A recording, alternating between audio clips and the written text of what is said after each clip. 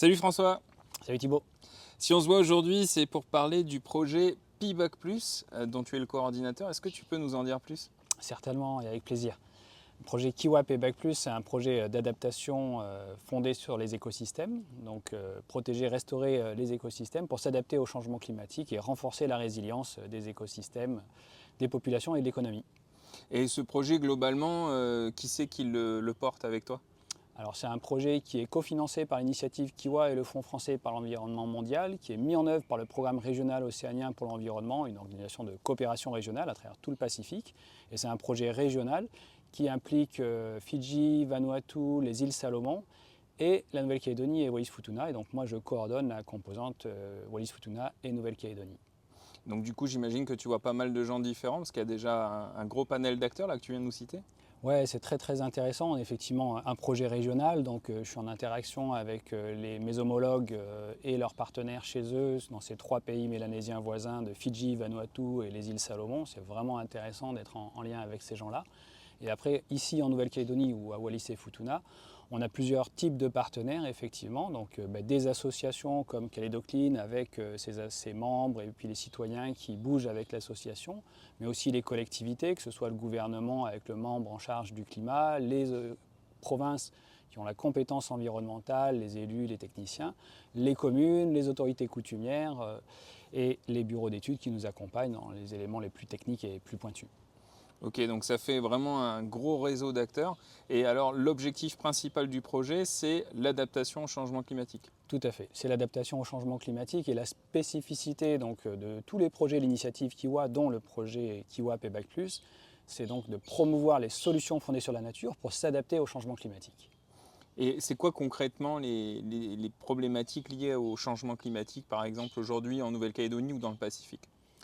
Alors le changement climatique en Nouvelle-Calédonie et dans le Pacifique, c'est notamment l'acidification des océans et l'augmentation de la température qui va provoquer une très forte disparition, dégradation, déclin des récifs coralliens.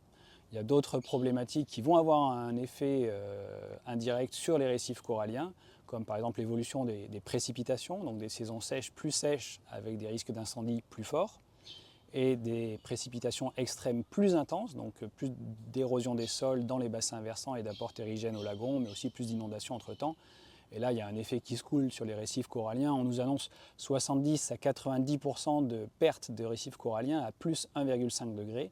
C'est-à-dire, d'ici quelques années, on va être témoin d'une mortalité massive des récifs coralliens. Donc, outre le problème que ça cause sur l'émerveillement qu'on a de voir une nature belle et phosphorescente et diverse, c'est aussi un puits de carbone énorme et puis une ressource d'oxygène énorme qui disparaîtrait possiblement. C'est un sujet quand même très sérieux. Alors les écosystèmes de manière générale, que ce soit sur Terre ou au bord de l'eau, en mer, effectivement c'est un puits de carbone très important. Aujourd'hui, un quart des émissions de gaz à effet de serre qu'on relâche dans l'atmosphère en brûlant du charbon, du pétrole, du gaz ou du bois est absorbé par ces écosystèmes sous forme de biomasse. Il y a un autre quart qui est absorbé par l'océan, c'est le CO2 dissous dans l'eau. Et en fait, l'augmentation de la température qu'on mesure et qu'on observe, c'est en fait que la moitié des émissions qu'on relâche dans l'atmosphère. Mais il y a bien un moment donné où ces écosystèmes, ils vont saturer et on va en voir les conséquences. Donc ça veut dire que lorsqu'ils vont saturer, ça va s'empirer d'autant plus. On parle de récifs coralliens, on parle d'écosystèmes côtiers, donc on parle aussi nourriture, j'imagine. Alors évidemment, les récifs coralliens en Nouvelle-Calédonie, ils ont une importance majeure, et pas simplement parce qu'ils sont sympas, mignons, c'est joli d'aller s'y balader, etc. C'est aussi parce qu'effectivement, on en vit par la pêche, mais aussi on en vit parce que ça fait partie de nos références culturelles, qu'on soit d'un clan totem requin ou parce qu'on ait vécu toute sa vie à la plage en bas de la maison. Moi, mon fils, il est né à Yengen, il a grandi sur la plage à Yengen, et oui, effectivement, aujourd'hui, il est champion de voile de la Calédonie parce que c'est un gars de la plage. Oui, il y a des interactions. C'est vrai que c'est important de rappeler le lien entre la culture, l'identité et l'environnement dans lequel on évolue finalement au quotidien. Alors là-dessus, on sent quand même qu'on parle majoritairement des écosystèmes littoraux. C'est les plus touchés par le changement climatique? Alors en Nouvelle-Calédonie, on entend beaucoup parler d'érosion du trait de côte, du littoral. Et effectivement, c'est un vrai sujet, hein. On observe depuis 1950 6 cm d'augmentation du niveau de la mer. Donc forcément, ça a un impact sur les dynamiques hydrosédimentaires et la stabilité du trait de côte et donc de l'érosion. Il faut quand même bien penser que, notamment à Nouméa, mais dans d'autres endroits aussi, on a beaucoup remblayé le littoral, hein. On est un pays minier, historiquement, la pelleteuse, le bulldozer et le camion, on y est allé gaiement. Le littoral, c'est un espace qui est très agréable à vivre et donc on l'a fortement aménagé. Et dans d'autres endroits, on n'a peut-être pas remblayé le littoral, mais on a aussi coupé la brousse, fait propre, de jolies pelouses, bien à l'ombre d'un bois de fer ou d'un cocotier, jolie carte postale. Et forcément, un littoral qui est ainsi modifié, pour ne pas dire dégradé, il n'a pas la même capacité à résister à la tempête avec ou sans augmentation du niveau de la mer. Donc protéger et restaurer les écosystèmes, c'est une bonne manière de vivre bien dans son environnement. Et dans un contexte de changement climatique, y compris d'augmentation du niveau de la mer, c'est effectivement une bonne idée que de protéger et restaurer les écosystèmes côtiers. Mais tu posais la question, est-ce que c'est que le bord de mer ou le côtier? Non, c'est aussi la terre, hein. Effectivement, on a une évolution du régime de précipitation, notamment des périodes sèches, plus longues, et donc on va avoir des problèmes de disponibilité des ressources en eau, que ce soit l'eau potable ou l'eau agricole ou éventuellement pour des usages industriels. Et puis des précipitations extrêmes plus importantes. Donc lorsque on a une tempête tropicale ou un cyclone, il y a un sujet autour du vent, mais il y a aussi un sujet autour de l'intensité de la pluie.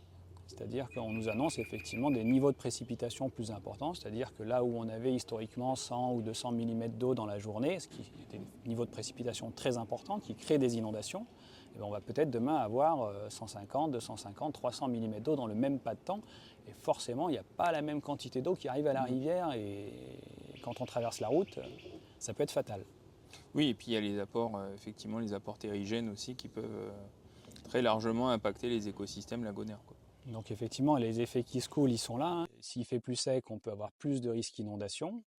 S'il Sécheresse, fait plus sec, d'incendie. s'il fait plus sec, on risque d'avoir plus d'incendies et donc des sols potentiellement fragilisés par rapport à l'érosion lorsqu'il pleut très fort. Et s'il pleut très fort et que par ailleurs on a une invasion de cerfs et cochons envahissants qui ont tout détruit le sous-bois et qui ont dégradé les sols, on va se retrouver effectivement avec des niveaux d'érosion des sols dans les bassins versants qui vont être très importants, les rivières qui s'engravent, des conflits entre la population et la commune autour de la qualité de l'eau potable, voire même la disponibilité en eau potable, des conflits avec les industriels qu'on va accuser de dégrader l'environnement, mais en fait, il n'y a pas que eux qui sont Mm. responsables. Et puis évidemment, toute la terre qui descend, ça va arriver tôt ou tard au lagon. Et le récif frangeant côtier, qui est le plus important pour les populations, hein, parce qu'on n'a pas besoin d'un bateau pour profiter des aménités Mm. du bord de mer. C'est pas tout le monde qui a un 150 chevaux pour aller au récif barrière. Il y a une question de justice sociale, hein, autour du changement climatique. Mm. Les plus pauvres ont le moins contribué au changement climatique et sont les plus vulnérables face au changement climatique. Oui, et c'est là qu'on voit qu'il y a des responsabilités conjointes, mais pas forcément partagées sur ce phénomène. Par contre, les conséquences, elles sont réelles et elles sont pour tous. Elles sont Alors universelles. quand on a des responsabilités partagées, il y a deux façons de réagir, hein. C'est soit on renvoie la faute sur l'autre pour essayer de s'effacer, soit au contraire on se dit tiens on a un ennemi commun et on va bosser ensemble. Mm. Ouais, des fois, il y a des gens aussi qui disent qu'il n'y a pas de problème. Mais ça, c'est un autre sujet. Dans l'idée, la solution qui est proposée aujourd'hui, c'est les solutions fondées sur la nature. C'est bien ça? Alors c'est effectivement un concept un petit peu nouveau, solutions fondées sur la nature, et tous les projets d'initiative Kiwa effectivement cherchent à promouvoir les solutions fondées sur la nature. Et ce concept, donc, il s'éloigne un petit peu du simple projet de protection ou restauration des écosystèmes pour la valeur d'existence des espèces rares et menacées, qui est très important, hein, il n'y a pas de doute là-dessus, mais pour bien mettre en avant les bénéfices qu'on retire, nous, en tant que société humaine, d'écosystèmes en bon état de santé. Si je récapitule, ça veut dire que l'objectif, c'est de rappeler que la nature nous rend des services gratuits et de le Exact. valoriser. Exactement. Et bien être conscient que si la nature se dégrade, ces services forcément se dégradent, et les populations qui dépendent de ces services forcément vont avoir des difficultés, ou les secteurs économiques Mm. qui dépendent de ces services rendus gratuitement par la nature vont être en difficulté économique. Et alors, c'est quoi le principe même des solutions fondées sur la nature? Le principe même des solutions fondées sur la nature, c'est de protéger et restaurer les écosystèmes pour répondre à nos défis sociétaux. Santé publique, développement économique, sécurité alimentaire, sécurité en eau et gestion des risques naturels. Il y a nécessairement un bénéfice en termes de biodiversité dans les solutions fondées sur la nature. Il n'y a pas de solution fondée sur la nature s'il n'y a pas un bénéfice en termes de biodiversité, mais on doit répondre à ces défis sociétaux. En plus de ça, on a bien sûr atténuation et adaptation au changement climatique. Donc atténuation, c'est la quantité de carbone qu'on va avoir dans les écosystèmes ou qu'on peut séquestrer dans les écosystèmes en cours de restauration. Et adaptation, c'est voilà, il y a une trajectoire climatique qui est devant nous, qu'on va infléchir plus ou moins, mais on a intérêt effectivement à bien protéger et restaurer ces écosystèmes pour moins souffrir des conséquences du changement climatique. Ça, c'est l'adaptation. Et ça passe par quoi concrètement? C'est-à-dire, c'est quoi là globalement des solutions fondées sur la nature que monsieur et madame tout le monde peuvent connaître, identifier ou mettre en œuvre par exemple? Alors, il y a plein d'exemples concrets qu'on peut passer en revue en lien avec ces fameux défis sociétaux, hein, donc santé publique, sécurité alimentaire, sécurité en eau, gestion des risques naturels et développement économique. Mais ce qui est important, c'est que chacun réfléchisse en quoi il se sent connecté à la nature. C'est-à-dire, qu'est-ce que tu veux dire par là? Je suis pêcheur, je suis connecté au lagon et au récif parce que c'est là que je vais trouver mes poissons. Je suis pêcheur à pied ou pêcheuse au crabe, je suis connecté à la mangrove parce que c'est là que je vais trouver mon crabe. Je suis distributeur d'eau potable à ma population en tant qu'élu, autorité compétente en matière d'adduction en eau potable. Je suis connecté à la forêt, la montagne, d'où descend l'eau. Et dans ces quelques exemples, si le récif corallien se dégrade, si la mangrove se dégrade, si la forêt se dégrade dans la montagne, dans les trois cas, je vais me retrouver soit avec une activité qui rapporte plus d'argent, soit j'ai plus rien à rapporter à la maison pour manger, soit je me retrouve avec une population qui va être en conflit avec moi parce que l'eau est pas sécurisée, ni en quantité ni en qualité. Donc là, si je comprends bien, l'idée c'est de reconnecter les gens avec leur environnement afin qu'ils identifient bien les problématiques et qu'ils puissent y apporter des solutions concrètes à leur échelle. Donc une fois que cette connexion elle est faite, effectivement, après, quelle est la situation? Est-ce qu'on est sur une situation qui est stable, tout va bien, il n'y a pas de solution s'il n'y a pas de problème? Ou reconnaître qu'effectivement il y a une tendance à la dégradation des écosystèmes, et donc là, quels sont les facteurs directs et indirects, les causes profondes, qui font que l'écosystème se dégrade, que les services dont on bénéficie se dégradent, et qui fait que moi je suis dans une position de responsabilité, que ce soit chez moi, devant chez moi, dans mon jardin, face à la mer, sur la plage, ou que je sois un décideur d'une collectivité donnée qui ait la responsabilité de fournir un service à la population, quoi. Ou que je sois une entreprise qui dépend de la nature et qui, par une voie syndicale par exemple, peut aussi faire savoir qu'il est concerné par la situation, il est préoccupé par la situation et il faut qu'il y ait une réaction. Donc bloquer les facteurs de dégradation, on a parlé des feux, des cerfs, mais il peut y avoir aussi les apports terrigènes au lagon, Lutter contre l'érosion. lutter contre l'érosion des sols dans les bassins versants, contre les apports de polluants au lagon. Et puis, protéger en bloquant les facteurs de dégradation, c'est une chose, c'est très important à faire. Mais restaurer la nature, c'est encore autre chose, quoi. C'est-à-dire qu'on a une vision qui est quelque part plus ambitieuse, mais qui est aussi encore plus fédératrice de l'action citoyenne, populaire et collective. C'est que vraiment, on engage un processus qui vise à remettre en place un écosystème qui ne sera peut-être pas exactement celui d'origine, mais qui est un écosystème qui nous rend ses services et qui nous protège donc du changement climatique, qui va nous permettre de nous adapter et de renforcer notre résilience. Et ça passe par quoi comme action concrète? Par exemple, dans le cadre du projet Pigback, c'est quoi les actions qui seront menées concrètement dans le cadre de ce projet aujourd'hui? Alors, dans le cadre du projet Kiwa Payback Plus, on a effectivement des activités de démonstration qui ont pour vocation d'inspirer les décideurs, que ce soit, encore une fois, hein, le citoyen chez lui ou le responsable d'une collectivité territoriale, pour mettre en place une action à l'échelle des enjeux et des besoins. Concrètement, sur le bord de mer, ça peut être, si on a une problématique d'érosion, que ce soit sur un remblai historique ou pas, hein, restaurer la végétation littorale pour protéger le bord de mer. Donc ça veut dire planter des arbres, faire des fascines de coco, on plante des piquets, on met des rames de coco au milieu, faire des cordons pierreux pour dissiper l'énergie des vagues. Et est-ce que tu peux expliquer justement qu'est-ce que c'est un petit peu ces procédés-là? Tu parles de plantation, donc ça parle à tout le monde, mais par exemple les fascines coco par exemple, qu'est-ce que c'est? Les cordons pierreux, qu'est-ce que c'est? donc l'objectif, c'est la restauration de la végétation littorale. Avec ses racines et ses branches, ils vont dissiper l'énergie des vagues et ils vont tenir le sol, d'accord, donc bien tenir le littoral. Et effectivement, pour que la végétation s'installe, c'est pas juste planter un arbre, mais il faut effectivement pouvoir dissiper l'énergie des vagues, casser l'énergie des vagues, notamment à marée haute et en particulier lorsqu'il y a des tempêtes. Et donc là, on a deux interventions particulières, en plus de la plantation des arbres sur le bord de mer, hein, voire même dans la plage si jamais c'est des palétuviers, c'est les cordons pierreux et les fascines coco. Donc les fascines coco, on plante des piquets et on met les rames de coco au milieu. Comme des sortes de barrages. Comme un barrage. Et ça se fait notamment s'il y a une petite falaise au bord de mer, là, entre la végétation et la plage.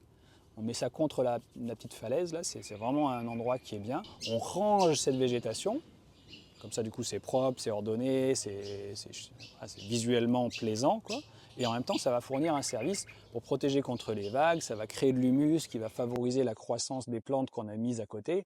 Et du coup elles vont bien avoir leur travail efficace. Les cordons pierreux, ils sont particulièrement pertinents dans la partie haute de la plage. Et donc on récupère des cailloux de la taille un peu comme ça, là. Une taille conséquente quand même, quoi. Voilà, une bonne tête d'homme ou une petite tête de veau, une grosse tête de cerf, quoi. Une bonne pierre qui bouge pas trop. Ça dépend bien sûr de l'exposition à la houle, hein. Si on est sur un endroit où ça tamponne pas mal, il faut des gros cailloux. Si c'est des endroits où il n'y a pas beaucoup d'énergie de vague, parce qu'on est bien abrité en fond de baie, ça peut être des cailloux un peu plus petits.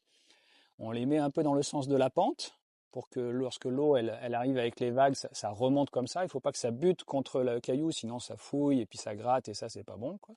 Mais hop, on penche un petit peu. Ça fait que les petites vagues pas trop énervées, elles vont faire monter le sable et les débris coralliens derrière.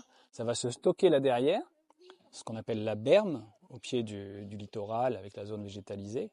Et là, donc, du coup, ça va monter, c'est l'accrétion du sédiment. Et là-dedans, on va avoir des graines aussi, de l'humus avec les algues, etc., matière organique. Et là, du coup, on va avoir des plantes qui vont arriver à pousser naturellement, quoi. Ça, c'est la solution du feignant, quoi. Donc, on aide les plantations, on crée un milieu favorable pour ensuite permettre aux plantations d'autant plus se développer et d'avoir tous les éléments nutritifs à disposition. C'est chouette. Tu as parlé de la mangrove aussi, il y a des travaux en mangrove? Alors, en effet, la mangrove, c'est un super écosystème. Ils nous rendent des services vraiment importants. L'atténuation de l'énergie des vagues et la protection du littoral.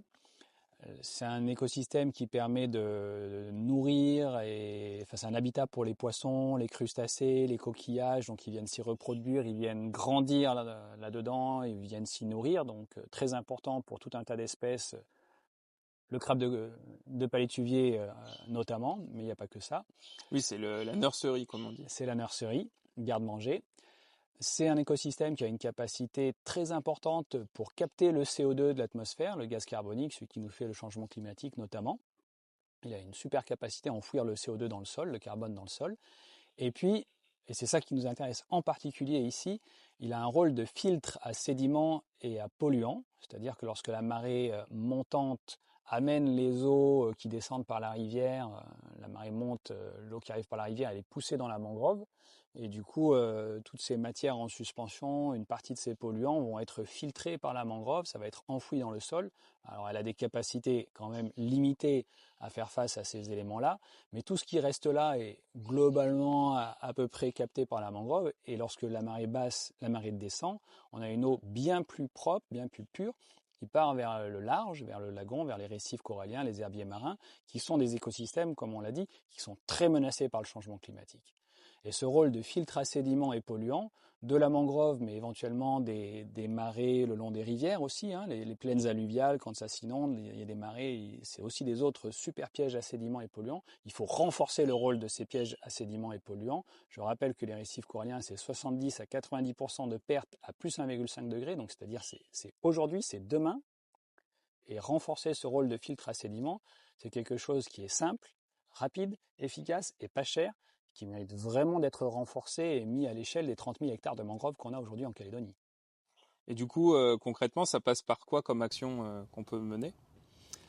Renforcer ce rôle de filtre à sédiments, donc ça veut dire qu'il faut que l'eau sale, elle rentre bien, mieux, plus vite dans la mangrove. Et dans la mangrove, il y a des chenaux, des chemins de l'eau, des veines d'eau. Et les veines d'eau dans la mangrove, c'est comme les veines dans le sang ou les trachées, trachéoles dans nos poumons. Si c'est encrassé, on va avoir un problème de santé. Mais dans la mangrove, c'est pareil. Il peut y avoir des bois morts après un cyclone, ou il peut y avoir des déchets qui viennent se bloquer là-dedans. Puis avec l'augmentation du niveau de la mer, il y a aussi des veines d'eau qui sont en train de se tracer, mais qui ne sont pas encore bien en place. Et donc, enlever ce bois mort, enlever ces déchets, tailler un peu les racines dans les veines d'eau qui commencent à se dessiner, ça permet de faciliter l'entrée du courant, ça permet aussi de faciliter l'entrée des poissons, et ça va donc renforcer ce rôle de filtre à sédiments et à polluants des mangroves. L'objectif du projet Kiwapi Bac+, c'est aussi d'impliquer les personnes concrètement dans des actions ouvertes au grand public. Donc effectivement, c'est pour ça aussi qu'on travaille avec Calédocline, hein, c'est qu'on connaît votre savoir-faire et votre capacité à impliquer les citoyens dans les actions concrètes en faveur de l'environnement. Donc c'est, je pense, un moment privilégié de faire passer des messages qui peuvent être un petit peu techniques, hein, et qui, dans les médias, peuvent être anxiogènes. Le changement climatique, l'érosion de la biodiversité, oulala, mais c'est quoi la solution? En fait, il y a plein de solutions et il y en a qui sont super simples, quoi, dont celle sur le littoral et celle sur la mangrove. Accessible et réplicable. Accessible et réplicable. L'idée des activités de démonstration terrain, c'est bien d'inspirer des citoyens chez eux, pour eux, chez eux, mais inspirer aussi des chefs d'entreprise, inspirer des techniciens de collectivité, inspirer des élus, des décideurs, des coutumiers pour qu'ils portent ces solutions à l'échelle des enjeux et des besoins, qui est une échelle évidemment infiniment supérieure à celle du projet Kiwap et Bac+, ou de Calédocline. Et puis voilà, des personnes qui peuvent être témoins de dégradation dans leur environnement peuvent aussi décider du coup de participer, de contribuer en mettant les actions à leur échelle notamment. Et ça c'est génial, hein, parce qu'effectivement quelqu'un qui a envie de faire quelque chose mais qui n'a pas forcément le temps, les moyens, ou qui ne se sent pas directement concerné dans son activité professionnelle de tous les jours, il se dit bah tiens, samedi matin je vais passer 2 heures avec Thibaut, on va se marrer, on va faire un truc qui est bien et puis on va apprendre des tonnes de choses.